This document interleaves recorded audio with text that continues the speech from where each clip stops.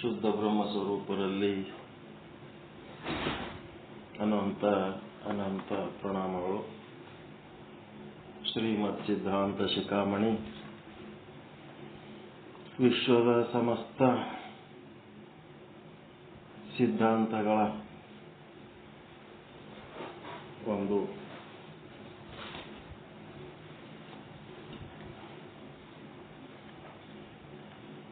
ಗೌರವಾನ್ವಿತ ಗ್ರಂಥ ಇದು. ಯಾವ ಸಿದ್ಧಾಂತಕ್ಕೂ ವಿರೋಧ ಇಲ್ಲ. ಎಲ್ಲ ಸಿದ್ಧಾಂತಗಳು ಮನುಷ್ಯನ ಆತ್ಮೋದ್ಧಾರಕ್ಕಾಗಿ ಅದಾವಂತೇಳಿ 101 ಸಿದ್ಧಾಂತಗಳನ್ನು 101 ಸ್ಥಳಗಳನ್ನಾಗಿ ಮಾಡಿ ಶಿವಯೋಗ ಸಾಧನೆ ಮಾಡಿ ತಾನೇ ಶಿವನಾಗುವಂಥ ಗ್ರಂಥ ಇದು. ಇಂಥ ಗ್ರಂಥವನ್ನು ಕುರಿತು ಪ್ರವಚನ ಮಾಡಿದವರು ಪರಮ ಪೂಜ್ಯ ಮಲ್ಲಿಕಾರ್ಜುನ ಶಿವಯೋಗಿಗಳು. ಆ ಪ್ರವಚನ ಸಂಗ್ರಹ ಮಾಡಿ ತಮ್ಮ ಭಾಷ್ಯವನ್ನು ಕರುಣಿಸಿದವರು ಪರಮ ಪೂಜ್ಯ ಶ್ರೀ ಸಿದ್ದೇಶ್ವರ ಸ್ವಾಮೀಜಿಯವರು, ಜ್ಞಾನಯೋಗಾಶ್ರಮ ಬಿಜಾಪುರ. ಸಿದ್ಧಾಂತ ಶಿಖಾಮಣಿಯ 2 ಭಾಗ, ಅಂಗಸ್ಥಲ ಮತ್ತು ಲಿಂಗಸ್ಥಲ. ಅಂಗಸ್ಥಲದಲ್ಲಿ 44 ಸ್ಥಳಗಳು, ಲಿಂಗಸ್ಥಲದಲ್ಲಿ 57 ಸ್ಥಳಗಳು, ಒಟ್ಟು 101 ಸ್ಥಳಗಳು. ಅಂಗಸ್ಥಲದಲ್ಲಿ ಭಕ್ತ ಅಂಗಸ್ಥಲದಲ್ಲಿ 4ನೇ ಅವಾಂತರ ಸ್ಥಳ ಗುರು ಕಾರುಣ್ಯ ಸ್ಥಳ ಮತ್ತು 6ನೇ ಪರಿಚ್ಛೇದ. 21 ಪರಿಚ್ಛೇದಗಳ ಪೈಕಿ 6ನೇ ಪರಿಚ್ಛೇದ. ಇಲ್ಲಿ ಗುರುವಿನ ಗುಣಗಾನ, ಗುರುಸ್ತುತಿ ಮಾಡ್ತಾ ಇದ್ದಾರೆ. ಗುರು ಅಂದ್ರೆ ಹೆಂಗಿರ್ತಾರ ಅಂತ.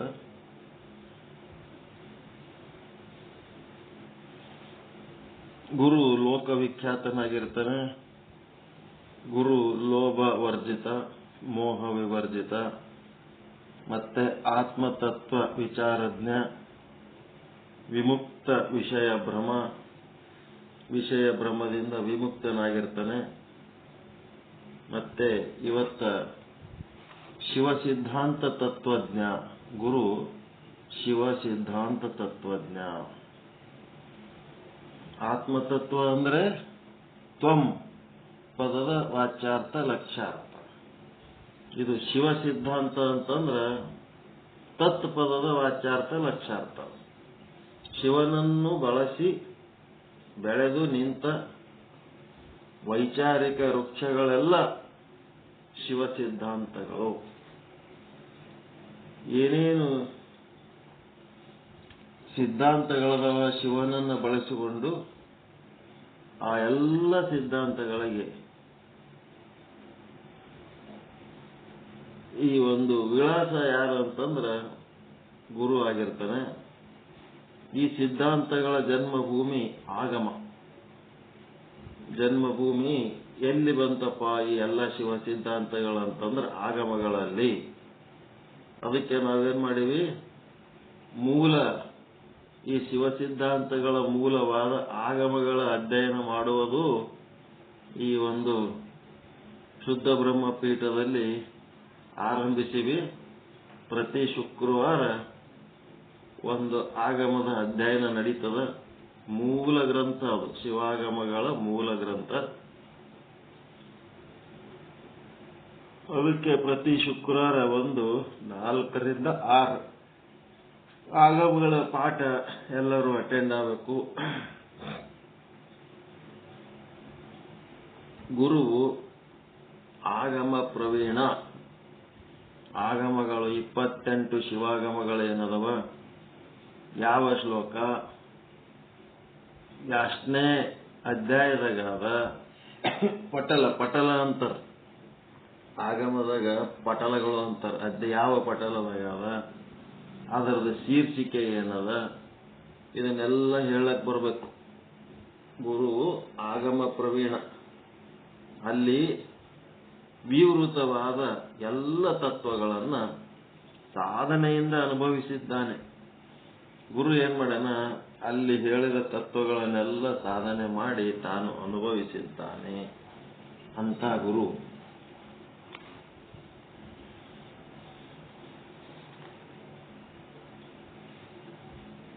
ಈಗ 28 ಶಿವಾಗಮಗಳು ಅಂದ್ರೆ ಒಂದು ಆಗಮ ಓದ್ಲಕ್ಕೆ ಒಂದು ಜನ್ಮ ಬೇಕು. 28 ಶಿವಾಗಮಗಳು ಓದ್ಬೇಕಂದ್ರೆ ಹೆಂಗ ಸಾಧ್ಯನಾ? ಅದು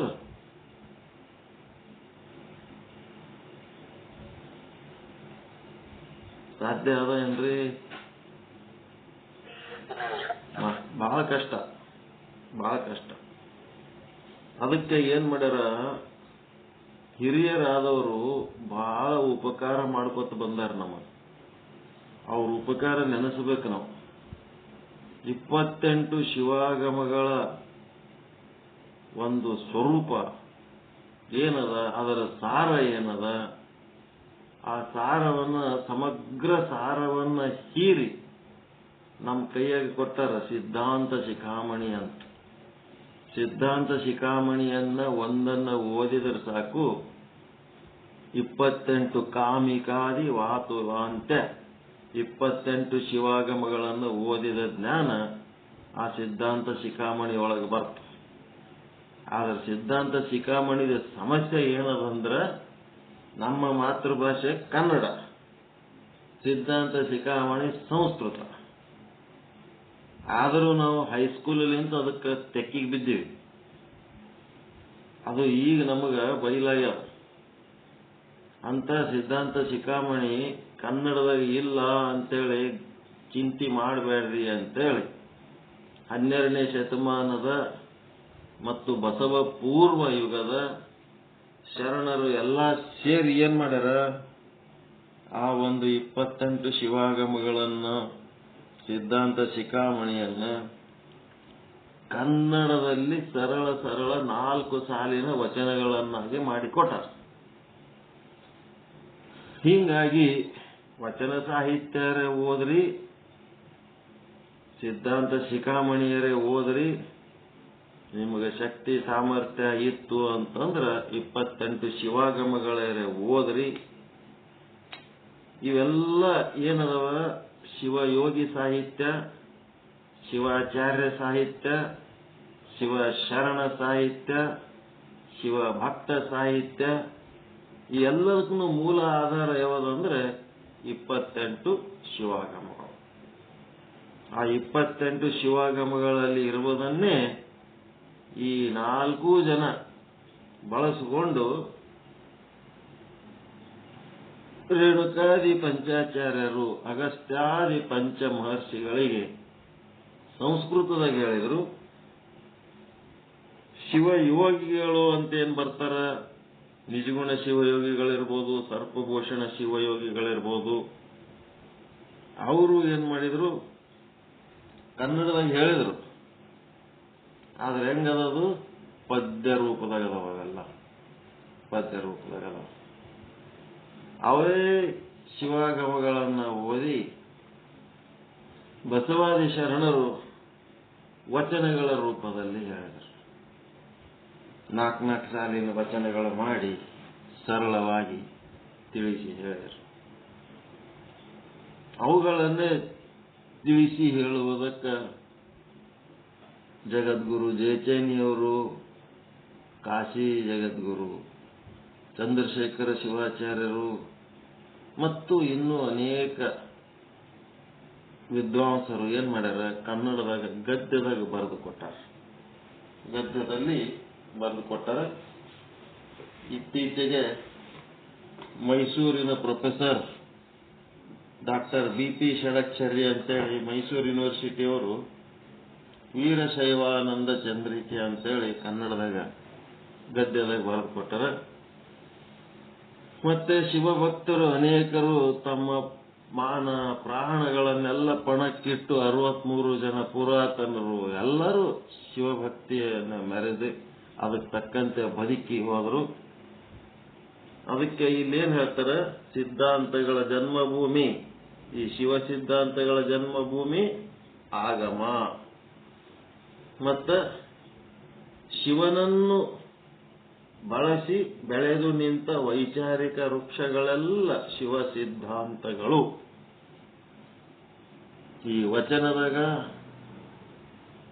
ಶಿವ ಅನ್ನೋ ಶಬ್ದ ತೆಗೆದ ಅಲ್ಲಿ ಲಿಂಗ ಅಂತ ಸೇರ್ಸೋದು, ಒಟ್ಟು ಏನೇನೋ ಸರ್ಕಸ್ ಮಾಡ್ಲಕತ್ತಾರ. ಜಂಗಮ ಅನ್ನ ವಚನಗಳೆಲ್ಲ ತೆಗೆದು ಹೋಗೋದು ಬಿಡೋದು, ಅದರೊಳಗೆ ಕೈಯಾಡಿಸಿ ಮನಸ್ಸಿಗೆ ಬಂದಂಗೆ ಏನೇನೋ ಮಾಡ್ಲಕತ್ತಾರ. ಅವೆಲ್ಲ ಮೂಲದಲ್ಲಿ ಪಗು ಹಳಕಟ್ಟಿ ಏನದರ ಅವ್ರೇನು ಸಂಗ್ರಹ ಮಾಡ್ಯಾರ, ಆ ಮೂಲ ವಚನ ಸಾಹಿತ್ಯದ ಮೂಲ ಸಂಗ್ರಹ ಏನದಲ್ಲ ಅದು ಒಂದೇ ಪ್ಯೂರ್. ಉಳಿದು ಎಲ್ಲ ಮಿಕ್ಸ್ ಮಾಡಿಬಿಟ್ಟಾರ ಪಂಡಿತರು, ತಮ್ಮ ಮನಸ್ಸಿಗೆ ಬಂದಂಗೆ ತಿದ್ದುಪಡಿ ಮಾಡಿಬಿಟ್ರು. ಹಿಂಗಾಗಿ ವಚನ ಸಾಹಿತ್ಯ ಶುದ್ಧ ರೂಪದಲ್ಲಿ ಇಲ್ಲ. ಮತ್ತೆ ಈ ಸಿದ್ಧಾಂತಗಳಿಗೆ ಪ್ರವೀಣ ಯಾರು, ಇವು ತಿಳಿಸಿ ಹೇಳೋ ಯಾರಪ್ಪ ಅಂತಂದ್ರೆ ಆಗಮ ಪ್ರವೀಣ ಅಂದ್ರೆ ಗುರು. ಶಿವ ಸಿದ್ಧಾಂತ, ಶಿವಯೋಗ, ಶಿವಯೋಗಿ, ಶಿವಶರಣ, ಶಿವಾಚಾರ್ಯ ಅಂತೇಳಕ್ಕೆ ದೊಡ್ಡ ದೊಡ್ಡ ಬಿರುದು ಬರ್ಕೊಂಡು, ಶಟಸ್ಥಲ ಬ್ರಹ್ಮಿ ಅಂತ ಬರ್ಕೊಂಡು ಆಗಮಗಳ ಬಗ್ಗೆ ಏನು ಗೊತ್ತಿಲ್ಲ ಅಂತಂದ್ರೆ ಅದು ಅವರ ಯೋಗ್ಯತೆ ಅಲ್ಲ. ಅದಕ್ಕೇನು ಮಾಡಬೇಕು, ಪ್ರತಿಯೊಬ್ಬರಿಗೆ ಆಗಮ ಜ್ಞಾನ ಇರಬೇಕು. ಅಲ್ಲಿ ವಿವೃತವಾದ ಎಲ್ಲ ತತ್ವಗಳನ್ನು ಸಾಧನೆಯಿಂದ ಅನುಭವಿಸಿರಬೇಕು. ಅಂಥವ್ರಿಗೆ ಗುರು ಅನ್ಬೇಕು. ಮುಂದೆ ಏನಪ್ಪ, ಶಿವ ಸಿದ್ಧಾಂತ ತತ್ವಜ್ಞ.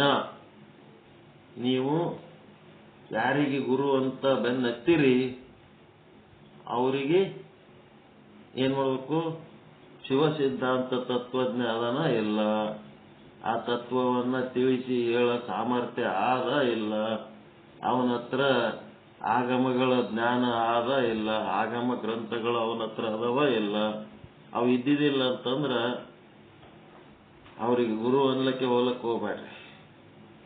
ಯಾಕಂತಂದ್ರೆ ಸುಮ್ಮನೆ ಅಲ್ಲಿ ಇಲ್ಲಿ ಎಲ್ಲೆಲ್ಲೇ ಓದಿ ಏನೇನೋ ಹೇಳಿ ಬೇಕಾಗಿಲ್ಲ. ಮೂಲ ತತ್ವ ಏನದ ಅದನ್ನ ಶುದ್ಧ ರೂಪದಲ್ಲಿ ಹೇಳಂತವ್ರು ಇರಬೇಕು. ಅದಕ್ಕೆ ಶಿವ ಸಿದ್ಧಾಂತ ತತ್ವಜ್ಞ ಗುರು, ಆ ಲಕ್ಷಣ ಬಹಳ ಮುಖ್ಯ. ನೆಕ್ಸ್ಟ್, ಚಿನ್ನ ಸಂದೇಹ ವಿಭ್ರಮ.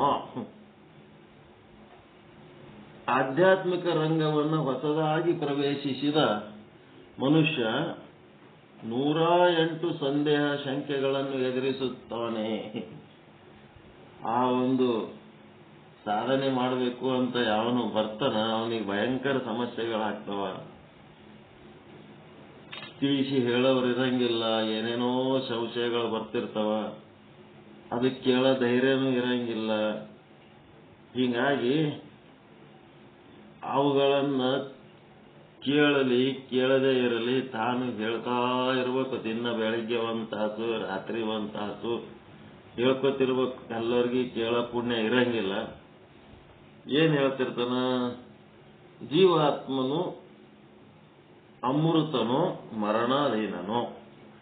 ಈ ಜೀವ ಅನ್ನೋ ಏನದನ, ಇವ ಸಾಯವನೋ ಏನ ಅಮರ ಅದನೋ, ಪರಿಚ್ಛಿನ್ನನೋ ಅಪರಿಚ್ಛಿನ್ನನೋ. ಪರಿಚ್ಛಿನ್ನ ಅಪರಿಚ್ಛಿನ್ನ ಅಂದ್ರ, ಪರಿಚ್ಛಿನ್ನ ಅಂದ್ರೇನು, ಅಪರಿಚ್ಛಿನ್ನ ಅಂದ್ರೇನು?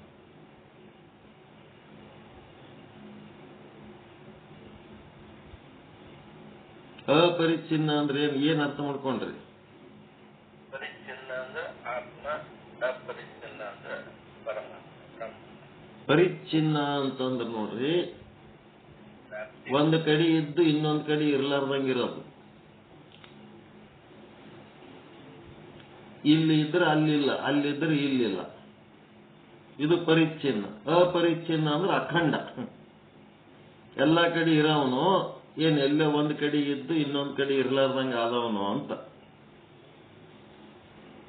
ಒಂದು ದೇಶದಲ್ಲಿದ್ದು ಇನ್ನೊಂದು ದೇಶದಲ್ಲಿ ಇರಲಿಲ್ಲ, ಒಂದು ಕಾಲದಲ್ಲಿದ್ದು ಇನ್ನೊಂದು ಕಾಲದಲ್ಲಿ ಇರಲಿಲ್ಲ, ಒಂದು ವಸ್ತುವಿನಲ್ಲಿದ್ದು ಇನ್ನೊಂದು ವಸ್ತುವಿನಲ್ಲಿ ಇರಲಿಲ್ಲ ಅಂತಂದ್ರೆ ಅದು ಪರಿಚ್ಛಿನ್ನ. ಎಲ್ಲಾ ಕಾಲ, ಎಲ್ಲಾ ವಸ್ತು, ಎಲ್ಲಾ ದೇಶಗಳಲ್ಲಿ, ಎಲ್ಲಾ ಸಂದರ್ಭಗಳಲ್ಲಿ ತುಂಬಿ ತುಳುಕ್ತಾ ಇರೋದಕ್ಕೆ ಅಪರಿಚ್ಛಿನ್ನ ಅಂತ. ಒಮ್ಮೆ ಇದ್ದು ಇನ್ನೊಮ್ಮೆ ಇರ್ಲಾರ್ದಂಗಾಗದು, ಒಮ್ಮೆ ಹೆಚ್ಚಾಗಿ ಇನ್ನೊಮ್ಮೆ ಕಡಿಮೆ ಆಗೋದು. ಅದಕ್ಕೇನಂತಾರ ಲುಪ್ತ ಪ್ರಕಾಶ. ಹೆಚ್ಚು ಆಗಲ್ಲ, ಕಡಿಮೆಯೂ ಆಗಲ್ಲ, ಎಲ್ಲ ಕಾಲದಲ್ಲಿರೋದಕ್ಕೆ ಅಲುಪ್ತ ಪ್ರಕಾಶ. ಹಿಂಗಿಲ್ಲೇನದ ಪರಿಚ್ಛಿನ್ನ ಅಪರಿಚ್ಛಿನ್ನ. ನೀವು ಬಾಗಲಕೋಟ್ನಾಗಿದ್ರಿ ಅಂದ್ರೆ ಬೆಂಗಳೂರಾಗಿರಲ್ಲ, ಬೆಂಗಳೂರಾಗಿದ್ರಿ ಅಂದ್ರೆ ಬಾಗಲಕೋಟ್ನಾಗಿರಲ್ಲ. ಇದಕ್ಕೇನಂತೀರಿ? ಒಂದು ಕಡೆ ಇದ್ದು ಇನ್ನೊಂದು ಕಡೆ ಇರಲಾರ್ದಂಗಿರೋದು ಪರಿಚ್ಛಿನ್ನ. ಎದರಿಂದ? ನೀವು ದೇಹದಿಂದ ಪರಿಚ್ಛಿನ್ನ, ಆತ್ಮದಿಂದ ಆತ್ಮ ಘಟಾಕಾಶ ಮಠಾಕಾಶ ಮಹಾಕಾಶ ಒಂದೇ ಅಲ್ಲ ಇಲ್ಲ. ಆತ್ಮ ಸ್ವರೂಪದಿಂದ ಅಪರಿಚ್ಛಿನ್ನ, ಎಲ್ಲ ಕಡೆ ನೀವೇ ಇದ್ದೀರಿ. ದೇಹದಿಂದ ನೀವು ಒಂದ್ ಕಡೆ ಇದ್ರಿ, ಇನ್ನೊಂದ್ ಕಡೆ ಇಲ್ಲ. ಭೌತಿಕವಾಗಿ ಪರಿಚ್ಛಿನ್ನ, ಆಧ್ಯಾತ್ಮಿಕವಾಗಿ ಅಪರಿಚ್ಛಿನ್ನ. ಇವೆಲ್ಲ ಚಂದ ತಿಳ್ಕೋಬೇಕು. ಮತ್ತೆ ಶಿವನಿಂದ ಭಿನ್ನನೋ ಶಿವನಿಂದ ಅಭಿನ್ನನೋ? ಜೀವ ಹೆಂಗದನ? ಶಿವನಿಂದ ಭಿನ್ನದನೋ ಶಿವನಿಂದ ಅಭಿನ್ನದನೋ? ಆತ್ಮದಿಂದ ನೀವು ಅಪರಿಚ್ಛಿನ್ನ ಇದ್ರೂ ಸಹಿತ ಏನಾಗ್ಯದ? ನಿಮ್ಮ ಆತ್ಮ ಸ್ವರೂಪದ ವಿಸ್ಮೃತಿ ಆಗಿದ್ದಕ್ಕ ನೀವು ಶರೀರ ಎನ್ನುವ ಒಂದು ಉಪಾಧಿ ಹೊಂದಿ ಆ ಶರೀರದಿಂದ ನೀವೇನಾಗಿರಿ? ಪರಿಚ್ಛಿನ್ನ ಅನ್ನಂಗೆ ಕಾಣ್ಲಕತ್ತೀರಿ. ನೀವದಿರಿ ಅಪರಿಚ್ಛಿನ್ನ. ಅದಕ್ಕೆ ಇವೆಲ್ಲ ಕ್ವಶನ್ಗಳು. ಏಕನೋ ಅನೇಕನೋ? ಸಚ್ಚಿದಾನಂದ ರೂಪನೋ ಅಲ್ಲವೋ? ಶಿವ ಜೀವ ಬೋಧಕ ಆಗಮಗಳು ಸತ್ಯವೋ ಅಸತ್ಯವೋ? ಶಿವ ಜೀವ ಏಕ ಅಂತ ಹೇಳವು ಇವೆಲ್ಲ ಸತ್ಯನೋ ಮಿಥ್ಯವೋ? ಅವು ಜೀವ ನಿರ್ಮಿತವೋ ಈಶ ನಿರ್ಮಿತವೋ? ಇಂಥ ಪ್ರಮಾತೃ ಪ್ರಮಾಣ ಹಾಗೂ ಪ್ರಮೇಯಗತ ಸಂಶಯಗಳಿಗೆಲ್ಲ ಆ ಸಾಧಕನು ಸಮಂಜಸ ಉತ್ತರ ಬಯಸುತ್ತಾನೆ. ನಾನಾ ರೀತಿ ಪ್ರಶ್ನೆಗಳು ಬರ್ತಾವ. ನಮ್ಮವ್ರಿಗೆ ಏನ್ ಪ್ರಶ್ನೆನೇ ಬರಂಗಿಲ್ಲ, ಯಾಕಂದ್ರೆ ಎಲ್ಲ ತಿಳ್ಕೊಂಡ್ಬಿಟ್ರು. ಐಕ್ಯಸ್ಥಲ್ದಾಗಿದ್ದವ್ರಿಗೆ ಯಾವ ಪ್ರಶ್ನೆ ಬರ್ತಾವ? ಬಟ್ಟೆಸ್ಥಲ್ದಾಗಿದ್ದವನಿಗೆ ಪ್ರಶ್ನೆ ಬರ್ತಾವ. ಒಂದಿನಾರೇ ಒಂದ್ ಪ್ರಶ್ನೆ ಹೆಂಗ ಅಂತ ಕೇಳಿದ್ರೆ ಕೇಳ ಡೌಟೇ ಬರಂಗಿಲ್ಲ. ಅದಕ್ಕೆ ನಾವೇ ತಿಳ್ಕೊಂಡ್ಬಿಡ್ತೀವಿ ಅವರೆಲ್ಲ ಐಕ್ಯಸ್ಥಲಕ್ಕೆ ಹೋಗ್ಯಾರ, ಅವ್ರಿಗೆ ಯಾವ ಡೌಟ್ ಬರ್ತಾವತ್ ನಾವು ಸುಮ್ ಕೂತ್ಬಿಟ್ವಿ.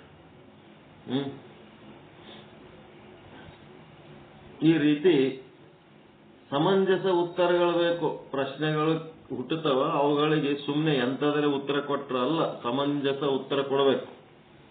ಆ ಶಿಷ್ಯನಿಗೆ ಸಮಂಜಸ ಉತ್ತರ ಕೊಟ್ರೆ ಅವನಿಗೆ ಗುರು ಅನ್ಬೇಕು. ಸಮರ್ಪಕವಾಗಿ ಸಮಾಧಾನ ಪಡಿಸಬೇಕಾಗಿರೋದ್ರಿಂದ ಆತ ಎಲ್ಲ ಸಂದೇಹಗಳನ್ನ ಪೂರ್ಣವಾಗಿ, ಇನ್ನೊಬ್ಬರು ಸಂದೇಹ ಕಳಿಬೇಕಾದ್ರೆ ಮೊದಲು ತನ್ನೊಳಗೆ ಸಂದೇಹ ಇರಬಾರದು. ತಾನು ಡೌಟ್ಲೆಸ್, ಸಂದೇಹ ರಹಿತ ಆದರೆ ಇನ್ನೊಬ್ಬರು ಸಂದೇಹ ಕಳಿಲಕ್ ಬರ್ತದೆ. ತನ್ನೊಳಗೆ ಸಂಶಯಗಳಿದ್ದು ಅಂತಂದ್ರೆ ಇನ್ನೊಬ್ಬರು ಸಂಶಯ ಏನ್ ಕಳೀತಾನೆ? ಹೀಗಾಗಿ ಚಿನ್ನ ಸಂದೇಹ ವಿಭ್ರಮ ಅಂತಂದ್ರೆ ಎಲ್ಲಾ ರೀತಿಯ ಸಂದೇಹಗಳನ್ನ ಕಳೆದುಕೊಂಡವನು. ಆತ್ಮ ಅನಾತ್ಮ ವಿಷಯದಲ್ಲಿ ಖಚಿತವಾದ ಮತ್ತು ಅನುಭವ ಸಮ್ಮತವಾದ ಜ್ಞಾನ ಹೊಂದಿರಬೇಕು. ಪಕ್ಕ ಇರಬೇಕು. ಹೌದೋ ಅಲ್ಲೋ ಹೌದೋ ಅಲ್ಲೋ ಅಂತಂದ್ರ ಅಂತ ಅಂತಂದ್ರ ಅವ ಗುರು ಅಲ್ಲ, ಅವ ಒಂದು ಕತ್ತಿ. ಅವ ಅಷ್ಟೇ ಕತ್ತಿ ಅಂತ. ಕತ್ತಿ ಏನ್ ಮಾಡ್ತದ? ಓ ಅಂತ ಚೀರ್ತದ ಮೊದಲು, ಆಮೇಲೆ ಅದು ಜಗ್ಗಿ ಉದ್ದಕ್ಕೆ ಚೀರೋದಕ್ಕೇನಂತಾರ? ದೇವರು ಅದನ ಅಂತ ಚೀರ್ತದ, ಅಲ್ಲಾ ಹೈ ಅಂತ. ಆಮೇಲೆ ಏನ್ ಮಾಡ್ತದ? ಹೈಕಿ ಮಾಡ್ತದ. ಅದು ಅದರಲ್ಲಿ ಕೇಳಿರ ಇಲ್ಲ ಕತ್ತಿದ, ಅದನೋ ಇಲ್ಲೋ ಯಾವನಿಗೆ ಗೊತ್ತಂತ. ದೇವ್ರ ಅದನ ಅಂತ ಮೊದಲು ಅಂತದ, ಆಮೇಲೆ ಅದನೋ ಇಲ್ಲೋ ಅಂತ ಸಂಶಯ.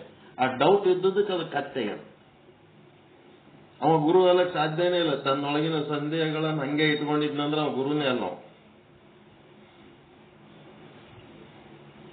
ನಮ್ಮ ಸಂದೇಹಗಳನ್ನ ಸಂಪೂರ್ಣವಾಗಿ ನಿವಾರಿಸಬೇಕು, ದುಃಖ ನಿವೃತ್ತಿ ಮಾಡಬೇಕು, ಪರಮಾನಂದ ಪ್ರಾಪ್ತಿ ಮಾಡಿ ಕೊಡಬೇಕು, ಅನುವಿನಿಂದ ತಿಳಿಸಿ ಹೇಳಬೇಕು, ತಿಳಿಸಿ ಹೇಳಿ ದಂಡಿಗೆ ಮುಟ್ಟಿಸ್ಬೇಕು.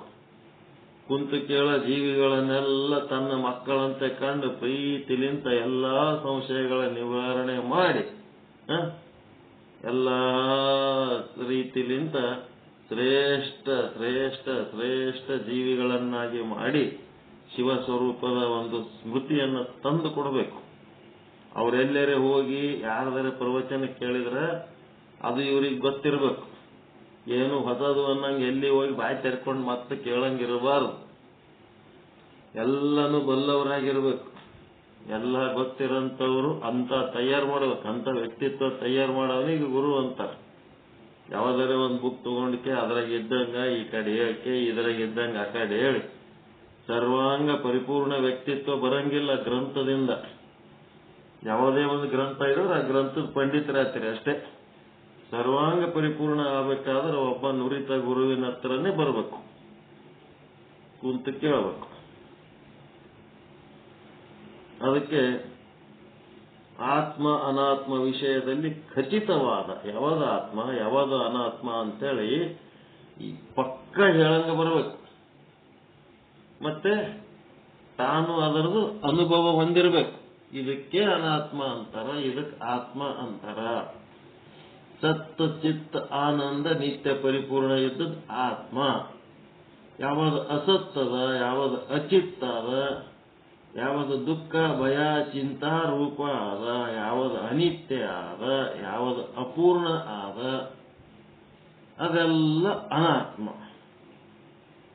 ದೇಹ, ಇಂದ್ರಿಯ, ಪ್ರಾಣ, ಮನ, ಬುದ್ಧಿ, ಚಿತ್ತ, ಅಹಂಕಾರ, ಅವಿದ್ಯೆ, ಈಶ್ವರ, ಜೀವ ಏನೇನು ಕಲ್ಪಿತ ಮಾಡ್ಕೊಂಡಿವಿ ಅವೆಲ್ಲನೂ ಅನಾತ್ಮಗಳೇ. ಆ ಜೀವ ಮತ್ತು ಈಶ್ವರರಲ್ಲಿ ಏನದಂದ್ರೆ ವಿಸ್ಮೃತಿ ಆಗಿದ್ದಕ್ಕೆ ಜೀವ ಈಶ್ವರ ಆಗಿರ್ತಾರೆ. ಸ್ಮೃತಿ ಆಯ್ತು ಅಂತಂದ್ರೆ ಅವರೇ ಬ್ರಹ್ಮ ಆಗ್ತಾರೆ.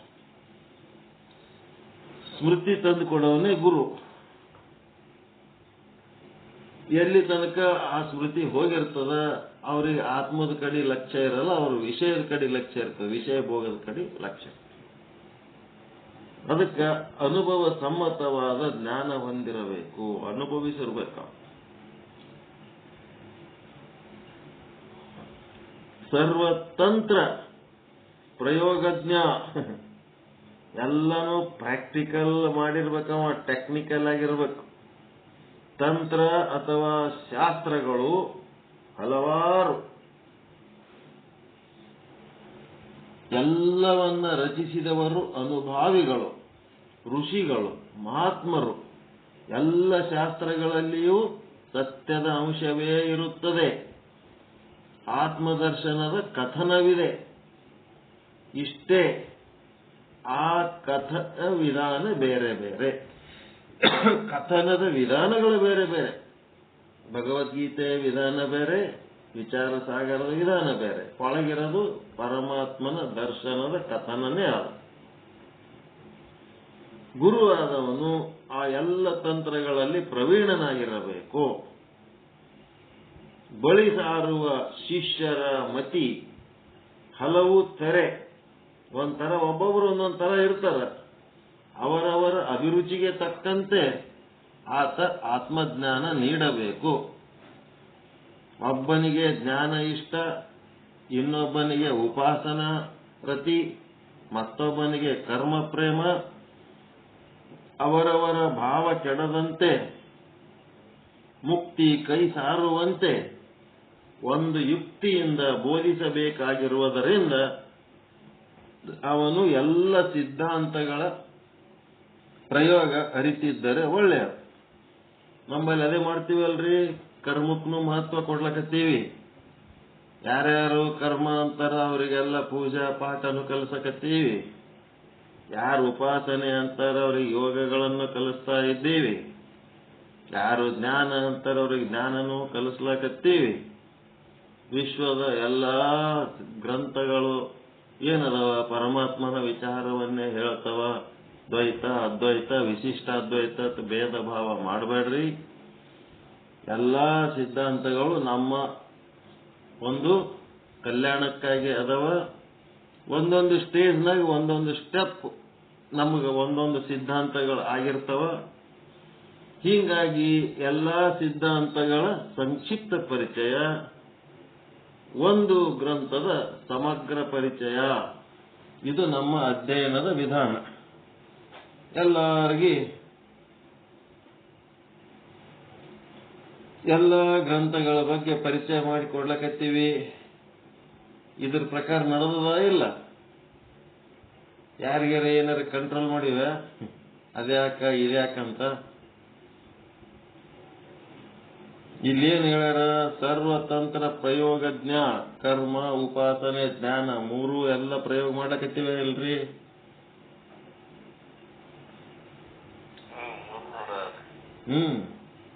ಬ್ಯಾರೆ ಕಡೆ ಎಲ್ಲಾರ ಆದ್ರೆ ಪತ್ರಿ ಜೀವಲ್ಲಿ ಆದ್ರೆ ಬರೇ ಧ್ಯಾನ 24 ತಾಸು ಧ್ಯಾನ ಮಾಡೋದು ಕಲಿಸ್ತಾರಂತ ಅಲ್ಲಿ. ನಾವು ಹೋಗಿಲ್ಲ, ಗೊತ್ತಿಲ್ಲ. ಇನ್ನ ಕೆಲವೊಂದ್ ಕಡೆ ಹೋದ್ರೆ ಬರೇ ಜ್ಞಾನ, ಹೇಳಿದ್ದೆ ಹೇಳಿದ್ದು. ಇನ್ನೊಂದ್ ಕಡೆ ಹೋದ್ರೆ ಬರೇ ಪೂಜಾ ಪಾಠ ಹೋಮ ಹವನ ಬರೇ ಅವೇ ಇರ್ತಾವ. ಒಬ್ಬೊಬ್ಬರ ಬಲ್ಲಿ ಒಂದೊಂದಿರ್ತಾವ. ಒಂದು ಧರ್ಮದವರು ಬರೇ ಪ್ರಾರ್ಥನೆ ಮಾಡ್ತಾರೆ, ಒಂದು ಧರ್ಮದವರು ಬರೇ ಪೂಜೆ ಮಾಡ್ತಾರೆ, ಮತ್ತೊಂದು ಧರ್ಮದವರು ಬರೇ ಸತ್ಸಂಗ ಮಾಡ್ತಾರೆ. ನಾವು ಎಲ್ಲನೂ ಮಾಡ್ತೀವಲ್ಲ, ಸಮಗ್ರ. ಹಿಂಗಾಗಿ ಸರ್ವತಂತ್ರ ಪ್ರಯೋಗಜ್ಞ. ಏನಾರ ಬಿಟ್ಟಿವೇನು ನಾವು? ಇಂಥದ್ದು ಮಾಡೋದು ಬೇಡ ಅಂತ ಹೇಳಿ ಏನಾರ ಅಂದಿವ? ಇಂಥದ್ದು ಓದೋದು ಬೇಡ ಅಂತ ಏನಾರ ಅಂದಿವ? ಎಲ್ಲವನ್ನ ಗೌರವಿಸಿ, ಎಲ್ಲವನ್ನ ಮನ್ನಿಸಿ, ಎಲ್ಲದಕ್ಕೂ ನಾವು ಪ್ರೀತಿಯಿಂದ ನೋಡ್ಕೊಳ್ತಾ ಇದ್ದೀವ ಇಲ್ಲ? ಇಲ್ಲಿ ಯಾವ್ದಕ್ಕರ ವಿರೋಧ ಮಾಡಿವೇನು ನಮ್ಮ ಇದ್ರಾಗ? ಏನಿಲ್ಲ. ನಾವು ವಿರೋಧ ಏನಕ್ಕಪ್ಪ ಅಂದ್ರೆ ಆತ್ಮನಿಷ್ಠೆ ಬೆಳೆಸ್ಕೊಳ್ಳೋದ್ರ ಬದಲಿ ಯಾವುದರೇ ಶಾಸ್ತ್ರ ನಿಷ್ಠೆ, ಯಾವುದರೇ ಒಂದು ವ್ಯಕ್ತಿ ನಿಷ್ಠೆ, ಯಾವುದರೇ ಒಂದು ಗುರುವಿನ ನಿಷ್ಠೆ, ಯಾವುದರೇ ಒಂದು ಮತ್ತ ಆತ್ಮವನ್ನು ಹೊರತುಪಡಿಸಿ ಮತ್ ಬೇರೆ ಎದರ ಮೇಲೆ ನೀವು ನಿಷ್ಠೆ ಬೆಳೆಸ್ಕೊಳ್ರಿ ಅಂತಂದ್ರ ಕೆಟ್ಟು ಹೋಗ್ತೀರಿ. ಅದರ ಸಲುವಾಗಿ ನಿಮ್ಗೇನ್ ಮಾಡ್ತೀವಿ, ಅದರ ಮೇಲೂ ನಿಷ್ಠೆ ಇಟ್ಕೋಬೇಡ್ರಿ, ಆತ್ಮದ ಕಡೆ ಒಂದೇ ನಿಷ್ಠೆ ಬೆಳೆಸ್ಕೋರಿ ಅಂತ ಅದೊಂದು ನಾವು ಹೇಳ್ತೇವೆ. ಉಳಿದದ್ದು ಯಾವುದು ಬೇಡ ಅಂತಿಲ್ಲ, ಎಲ್ಲಾನು ಸಾಧನೆ ಮಾಡ್ರಿ. ಆದ್ರೆ ನಿಮ್ಮ ನಿಷ್ಠೆ ಮಾತ್ರ ಆತ್ಮದ ಕಡೆ ಇರಬೇಕು, ಆತ್ಮ ಸಾಧನೆ ಕಡೆ ಇರಬೇಕು. ಹಿಂಗಾಗಿ ಎಲ್ಲ ಸಿದ್ಧಾಂತಗಳು, ಆ ಸಿದ್ಧಾಂತಗಳಲ್ಲಿ ಏನು ಹೇಳ್ಯಾರ ಆ ಎಲ್ಲಾ ಪ್ರಯೋಗಗಳನ್ನ ಮಾಡ್ತಾ ಮಾಡ್ತಾ ಮಾಡ್ತಾ ತನ್ನ ಶಿಷ್ಯರಿಗೆ ತನಗಾದ ಅನುಭವ, ತನಗಾದ ಆನಂದವನ್ನ ತನ್ನ ಶಿಷ್ಯರಿಗೆ ಯಾರು ಹಂಚುತ್ತಿರ್ತಾರ ಅವರೇ ಸದ್ಗುರುಗಳು. ಇಲ್ಲಿ ಹೇಳ್ತಾ ಇರೋ ಲಕ್ಷಣಗಳಿಗೆ ಈ ಶುದ್ಧ ಬ್ರಹ್ಮ ಪೀಠದಾಗ ನಡೆದ ಸಾಧನೆಗೆ ಏನಾರ ವ್ಯತ್ಯಾಸ ಆದನ್ರಿ? ಏನಾರ ಡಿಫರೆನ್ಸ್ಗಳು ಬರ್ಲಕತ್ತಾವ? ಆರಾಮ್ ನೋಡು, ಆನಂದವಿ ನಿಶ್ಚಲ್ ದಾಸ್ ಪರಿಪೂರ್ಣದನ್ನ. ಹಿಂಗಾಗಿ ಎಲ್ಲಾನು ಫಸ್ಟ್ ಕ್ಲಾಸ್ ನಾವು. ಅದರ ಮುಂದಿನ ಗುಣಗಾನ ಮತ್ತೆ ನಾಳೆ ನೋಡೋಣ ಅಂತ ಹೇಳುವ ಮೂಲಕ ಇವತ್ತಿನ ಪಾಠ ತಮ್ಮೆಲ್ಲರ ಪವಿತ್ರ ಪಾದ ಕಮಲಗಳಿಗೆ ಸಮರ್ಪಿಸ್ತಾ ಇದ್ದೇವೆ. ಎಲ್ಲರಿಗೂ ಒಳಿತಾಗಲಿ, ಎಲ್ಲರಿಗೂ ಶುಭವಾಗಲಿ. ಪರಮಾನಂದ ಪ್ರಾಪ್ತಿ ಭವ, ಸರ್ವ ದುಃಖ ನಿವೃತ್ತಿ ಭವ, ಇಷ್ಟಾರ್ಥ ಸಿದ್ಧಿರಸ್ತು, ಯಶಸ್ವಿ ಭವ, ಯಶಸ್ವಿ ಭವ. ಜೈ ಶುದ್ಧ ಬ್ರಹ್ಮ, ಜೈ ಜೈ ಶುದ್ಧ ಬ್ರಹ್ಮ. ಓಂ ಶಾಂತಿ ಶಾಂತಿ ಶಾಂತಿ. ಶರಣ ಶರಣ ಶರಣ ಶರಣ.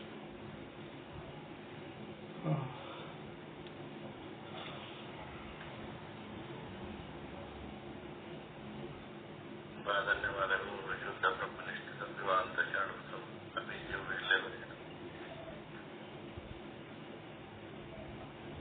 ಪರಿಚ್ಛಿನ್ನ ಅಪರಿಚ್ಛಿನ್ನರ ಕುರಿತು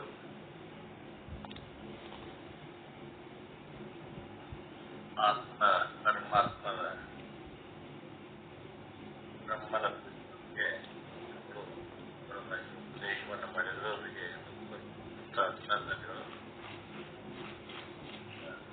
ಮಂಗಲಾಚರಣೆ. ಪೂರ್ಣಮದ ಪೂರ್ಣಮಿದಂ ಪೂರ್ಣಮುದಚ್ಯತೆ ಪೂರ್ಣಸ್ಯ ಪೂರ್ಣಮಾದಾಯ ಪೂರ್ಣಮೇವಾವಶಿಷ್ಯತೆ.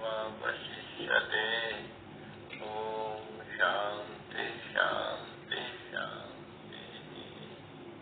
ಪರಮಾನಂದ ಪ್ರಾಪ್ತಿ ಭವ, ಸರ್ವದುಃಖ ನಿವೃತ್ತಿ ಭವ, ಇಷ್ಟಾರ್ಥ ಸಿದ್ಧಿರಸ್ತು, ಯಶಸ್ವಿ ಭವ ಯಶಸ್ವಿ ಭವ.